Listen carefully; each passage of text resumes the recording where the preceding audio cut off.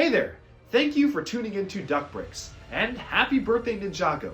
Over the past few days we have been celebrating Ninjago's 10th anniversary, which was on January 14th, 2021, celebrating 10 years of one of LEGO's longest running story-based action themes. So far we've covered all sorts of things from my wall-mounted vehicles to every single mech, and even every single minifigure. But now, as we reach part 4, we will begin to take a look at every single LEGO Ninjago building ever created. From the massive Ninjago city to the much more diminutive stuff that we can see in these spinners and whatnot, this is a compilation of every single Ninjago building in my collection. And so without further ado, let's dive in and get started. Alright, so let's take a look at the first shelf full of the buildings here. These are many of the larger style Ninjago buildings. Of course, I have the Monastery of Spinjitzu from the Legacy Wave of 2019 displayed front and center. One of my favorite Ninjago buildings, despite not being one of the largest ones, it perfectly evokes exactly how it looks in the show. A much needed upgrade from the very rudimentary and simple version from 2011. So thank you to the Legacy line for giving us this. Inside it, I have managed to cram in the much more simple little Cryptarian prison build from the Skybound wave of sets, and I also have a little bit of a training area right here from the Ninjago movie.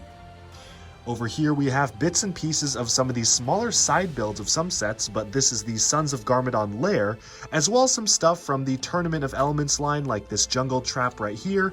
Something from Rise of the Snakes, you can see a snake serpentine staff on display, as well as other stuff from Tournament of Elements and even some builds from Prime Empire. Of course, towering right here is the Empire Temple of Madness. So this was the main location build for Prime Empire.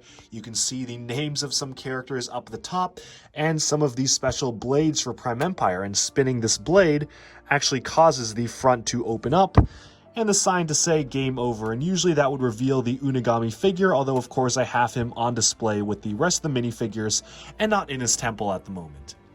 Over here we have kind of a fun sort of homage to Donkey Kong or some other platformer video games where if you release this, a roll of sushi will roll out and start bouncing on the different platforms to try to knock Ninja off of the path.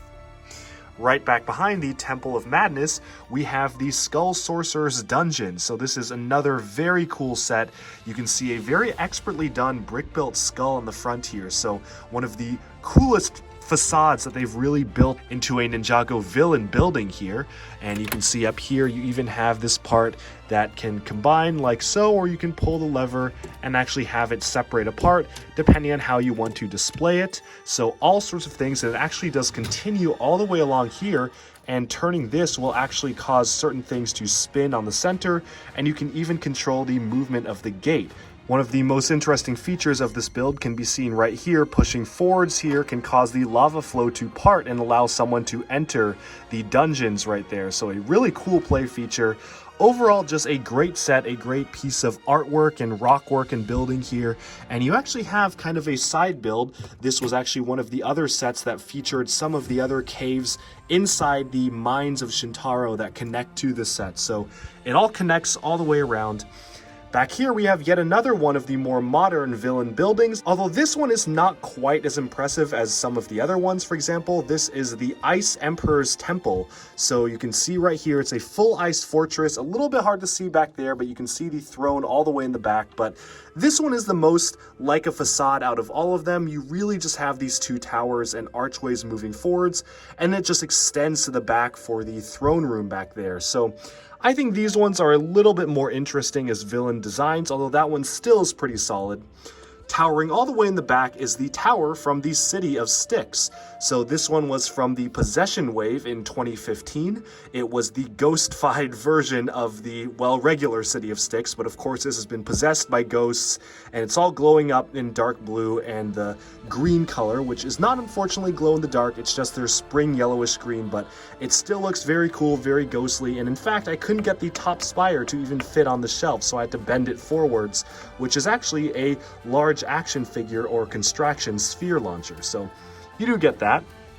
Back there is the temple in the center of Ninjago City from the rebooted line. It came out in 2014, and this one is yet another one that was featured very shortly in the show, actually. It was really only present throughout the final episode where they faced off against the Overlord, but this is the main temple that they found the stone armor in to face off against him. And right directly in front of that is the original Ninjago Temple, the Fire Temple from the 2011 pilot season wave that actually came with the Fire Dragon. His head would have fit right through that circle, and Lego. I'm still waiting on a legacy version of this because I feel like they could do this much better today. Maybe combine it with a legacy Fire Dragon. That would be really awesome. Back here we have the Lighthouse. This is actually a lighthouse that first appeared in season 2 of the show. It was Dr. Julian's lighthouse, but we only ever got a set version of this in the Skybound wave, and in fact it was the second wave for Skybound in 2016. You can see that a lot of fans were actually pretty happy to finally get this as a build. I wasn't even sure if we'd ever get it, but thankfully, since it played a big role in Skybound, they did make it into a set. This one actually opens all the way up and you can see inside, so that's a really cool thing, and it did come with Echo Zane, which was a much added plus.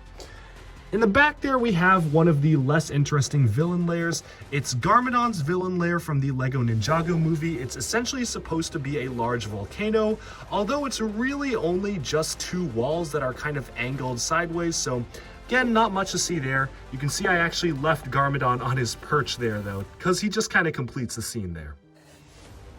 Over in the front here, we have the much-lauded Temple of Irjitsu. This was basically the first Ninjago large D2C.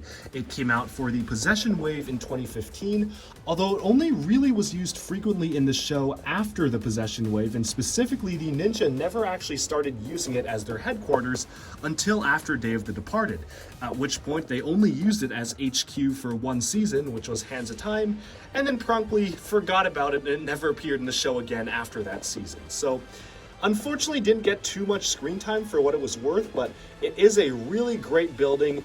Of course, overshadowed a little bit by some of the other Ninjago D2Cs like the city sets, but it is a really nice classic temple. Some of the smaller stuff we can see down here is the original Dojo Showdown from the Tournament of Elements wave, which they just remade in Legacy for 2021. And you can see some side builds from Prime Empire here as well. This one is actually kind of a fun one. It's technically not a Ninjago set, but it is a Legoland set. This is supposed to depict the Ninjago ride in Legoland California, Legoland Florida, and some other Legolands around the world. So they actually made a version of the Ninjago ride as a Lego set, and it even has these kind of front cars that you would ride in the actual Legoland theme parks. The thing that I like is that it's basically a mini version of the large monastery. If you look right here, you can see the 2 circles, almost perfectly replicated in a special printed window right there. So a very unique build that one is, but honestly with that about sums up all of the buildings on the shelf, and now we can move on to the next shelf of Ninjago stuff. But how could I forget the spinners? Well, here's all of the modern era spinners. We've got the Secrets of the Forbidden Spinjitzu stuff right here, the burst sets from season 13. We've got the Sons of Garmadon spinner sets, which kind of doubled as wheels. And we even have some of the Irjitsu stuff and the Dragon Flyers back here. And we also have the dice from the season 13 board game style of sets. You can see these stacked over here, as well as all the add-ons from the Ninjago Legacy 2019 spinner sets, which are over here. As you can probably tell, I'm not the biggest fan of collecting and displaying all of these spinners. I personally do not really know of a good way to display them, so they're all kind of crammed in here in the quote-unquote gimmick section of Ninjago sets. Usually I get these things for the exclusive figures that often always come with these special sets, but the gimmicks themselves are regularly hit or miss. I actually do really like the Legacy spinners from the 2019 wave, specifically because they look like Spinjitzu in the show. Everything after that, unfortunately, has been a little downhill for me. The arcade pods were neat because we got 2 figures in them. The recent epic battle sets from just this year are also nice because we get an exclusive figure as well as a villain figure to play with. So you got that conflict in a box, but Yeah, really, nothing too special to say here, and you can see where I keep all of my regular Ninjago spinners. I have them temporarily all sorted in this carrying crate alongside all of my duplicate Ninjago minifigures, so all sorts of just duplicate stuff that came in tons of sets. I've been kind of trying to sort them into piles here, but you can see all of the unique spinners from the original 2011 to 2012 wave. I do own all of them. They're just kind of stacked all along here. Actually, if I clear out some of these figures here, you can see that it's just a row of spinners just going all the way down. So tons and tons of spinners here. I really just try to keep them in this carrying case and not do too much with them, although it is a nice carrying case from the very early years of Ninjago. This one actually was made to store Ninjago spinners. That's exactly what these are for. If we kind of clear out some of these duplicate figures here, you can see that there are actually weapon pouches on the bottom where you were supposed to keep their weapons and stuff. So kind of a neat case. I don't do too much with the spinners normally, so I kind of just leave them here. Maybe at some point I'll figure out a better way to display all of the spinners, but if I tried to display all the patterns facing out, it would quite frankly take up a ton of space. So I don't really know what I want to do with all these, but for now it's just storing the duplicate Ninjago figures. Alright, moving into this area, we have some of the smaller location builds for the Ninjago line. Starting off in this corner, we have what was actually a rejected prototype from the Ninjago movie line that eventually became a set of its own released in the Hands of Time wave.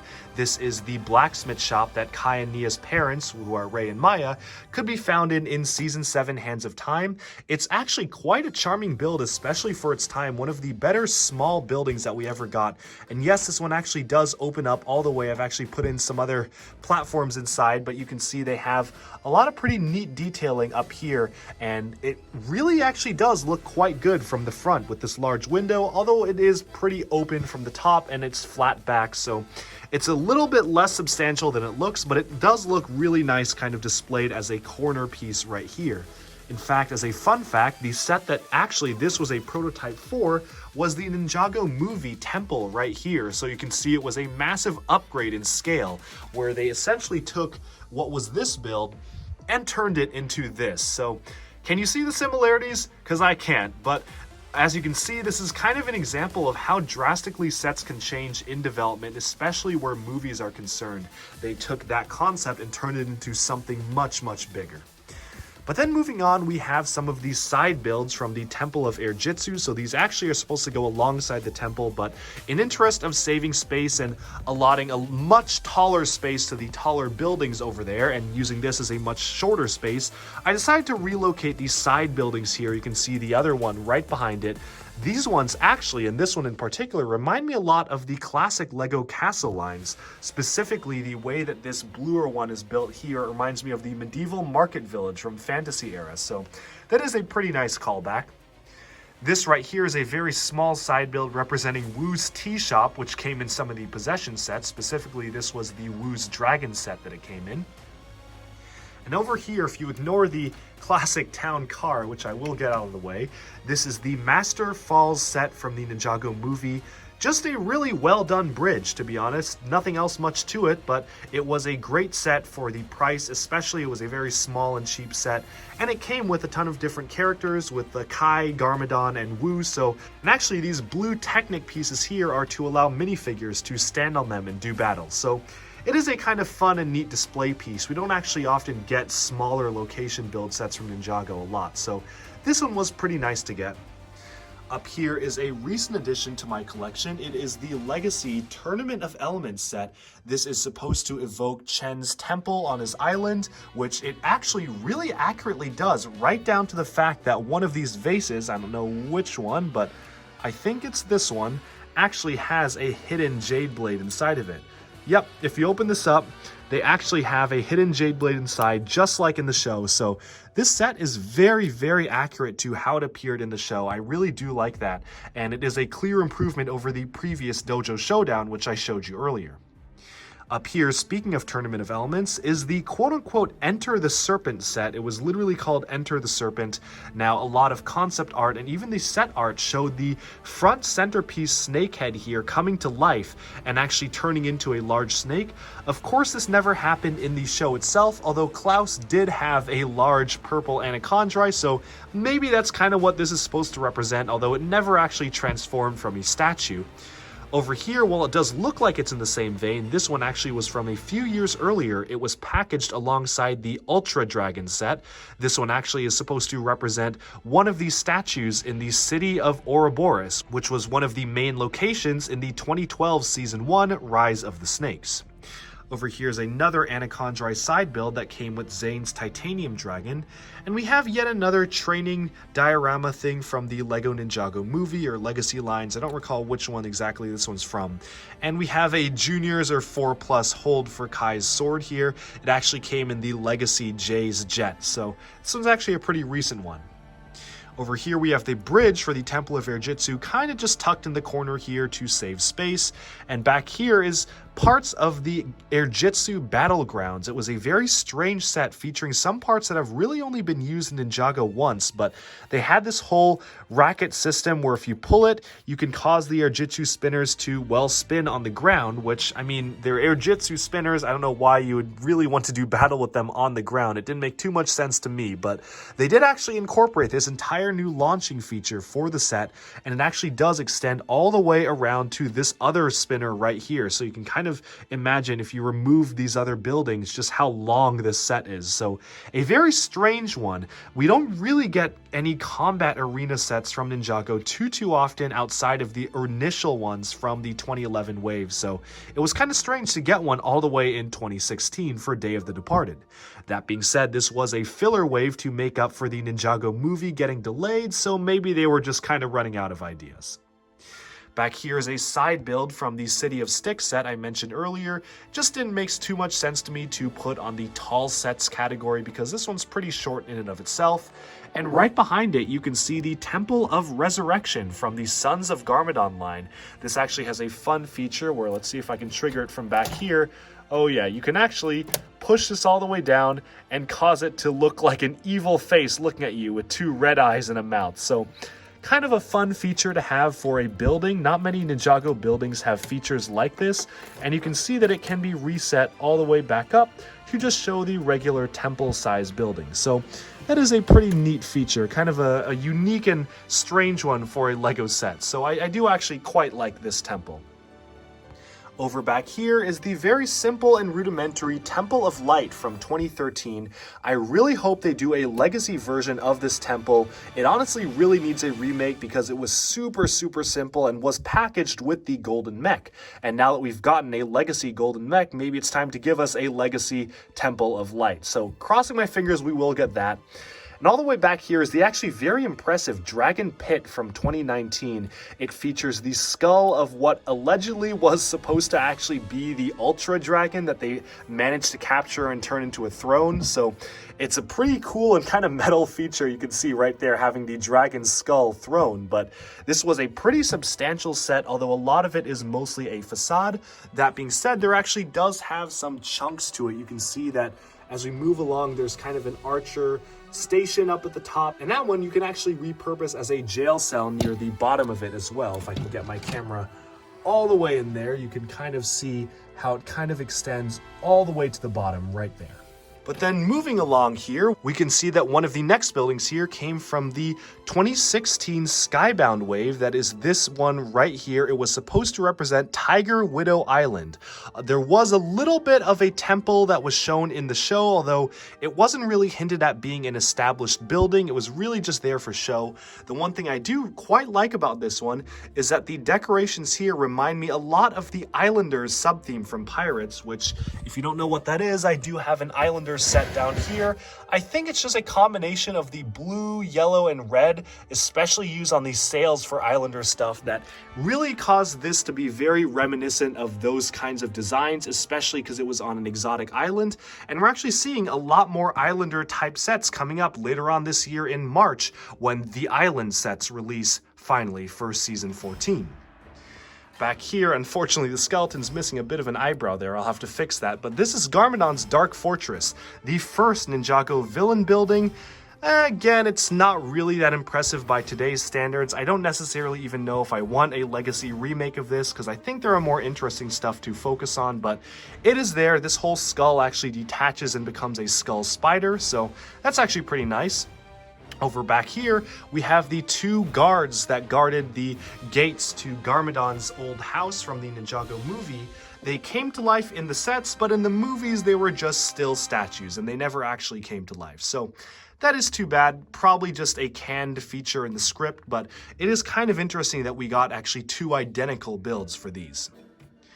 Over here is a very small shrine dedicated to the Hypnobrai or Venomari. I don't recall exactly which one this was for, but it was for the Season 1 Rise of the Snakes 2012 wave, all the way in the early days of Ninjago.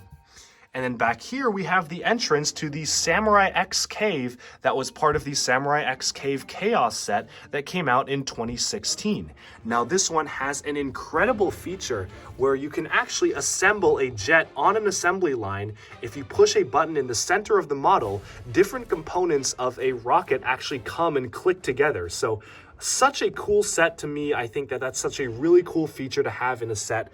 And overall, while this one was pretty much just a large diorama, it was really cool to get Nia's cave as a set. So it was nice to see that. It's a little bit buried right now. I don't know if I'll ever kind of switch up exactly how these are displayed. Not really sure how I would do it because my shelves are just so deep and it feels like a waste of space if I don't take advantage of it. So that is a little too bad. All the way in the back there, you can see the original Blacksmith Shop from 2011. Again, another one we really need a legacy remake of. And in the very back, you can see Harumi's throne room from the Hunted wave in 2019. Finally, the last kind of tiny building here is a small build that came with the Morrow Possession Dragon in 2015, which I believe is intended to represent a segment of Cloud Kingdom, with the Realm Crystal right there in the center. But with that, those are basically all of the standard retail Ninjago buildings, which you can see over here. But now we can finally move on to some of the more interesting Ninjago buildings all the way over here. You guessed it, the Ninjago city sets. So let's take a look after I clear off some of the Avengers Tower stuff. Here it is in all of its glory, the original Ninjago city set that came out with the Ninjago movie in 2017. Now, this one was once the largest Ninjago set, although it has recently been dwarfed by its successor, the Ninjago City Garden set. One of the minute details that I really like about the set is the actual different layers of colors underneath the water. They actually took the effort to color some parts underneath the water different colors, so it almost looks like sewage is being leaked out of a pipe here, but then over on this other end you have some more clear water. Just a very nice attention to detail in this set, so that's something I really like. The other thing that's really great are all of the Easter eggs scattered throughout the set. In fact, if you open up any one of these stores, you can see references to many past LEGO themes. For example, inside the comic book shop, there are actually Chima trading cards and some references to Galadore as well. Even alongside here, there's tons of unique nods to past LEGO icons. That is the Rocket Racers logo from the original LEGO Racers game. If anyone has played that classic, let me know down in the comments below, because it was one of my favorite games growing up. I used to play it all the time. The old LEGO Racers game featuring like the adventurers and all that. Ice Planet 2002 was also featured in the game, but Rocket Racer was the main racer in that game, and that is his logo. So that's such a cool Easter egg to put in this set.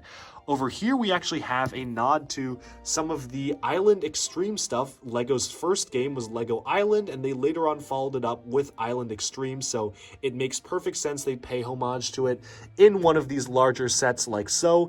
And you can see actually, all the way down here, that arrow is supposed to evoke the classic style of space arrows that they use in many of these space sets to indicate different functions being used. Over here is a minifigurized version of the Galadore poster from 2002. Let's just get Lloyd out of the way here so we can see the Galadore logo and poster in all its glory. Kind of crazy how they snuck that into a set. That's one thing I really do like about this. And of course, this was built by Nick Voss, so he loves Galadore. He had to include that Galadore reference. And the other thing he loves is Bionicle as well. So you can immediately see some Bionicle logos featured up at the very top. Very cool. Thank you for including that in a recent Ninjago set. And then going all the way up to here, you can see that it's a contemporary set. The Ninjago City Docks is also displayed all the way up here. Again, chock full of Easter eggs and fine detail being used all throughout this set. Really, really nice stuff. You got a sign for Grand Sensei Darrett's Mojo Dojo, which was featured heavily in Season 2. You can see some newspaper about the ninja along the corners of the walls here. All sorts of tiny details. And of course, this is not just a facade. Every single building can be opened up and fully explored. So that's one of my favorite things about these Ninjago City set lineups. Just very unique building techniques, high attention to detail, and all sorts of unique Easter eggs to explore inside every single one of the buildings. Okay, so what you just saw was recorded the day before Ninjago City Gardens released. Now that I have the gardens, I can show it off in its full glory next to the original Ninjago City set from 2017. I have also taken the liberty to place the Zane Memorial Gardens near the front here, which I think goes along well, especially given my space limitations on the shelf. It actually worked out pretty perfectly. I have also added the Chinese New Year Gardens section of one of the newest Chinese New Year sets because I do feel like the aesthetic fits in very well with the Ninjago stuff.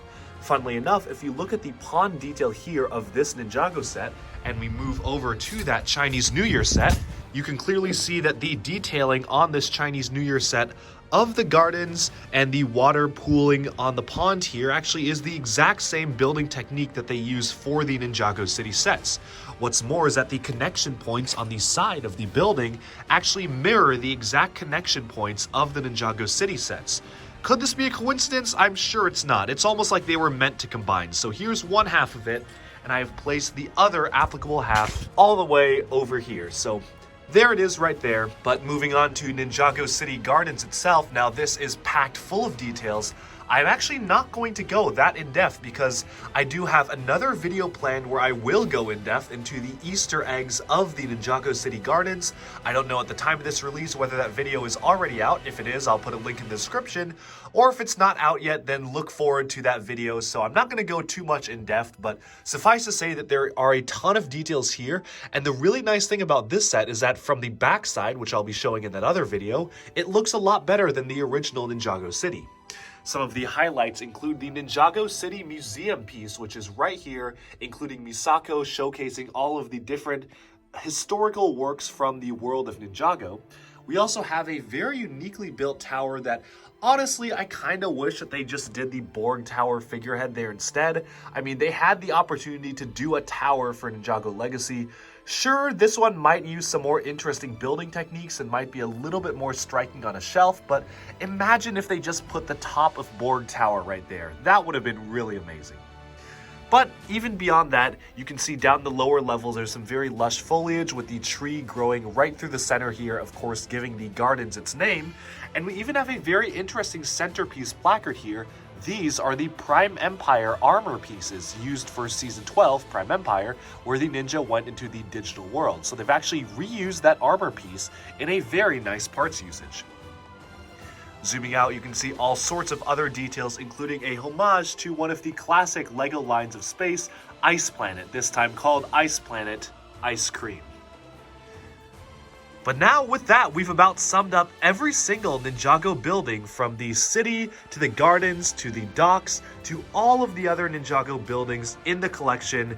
And now thank you all for tuning in. I hope you've been enjoying this special look at Ninjago for their 10th anniversary. And stay tuned to the next part of this video where I instead move on and talk about the final pieces of my collection.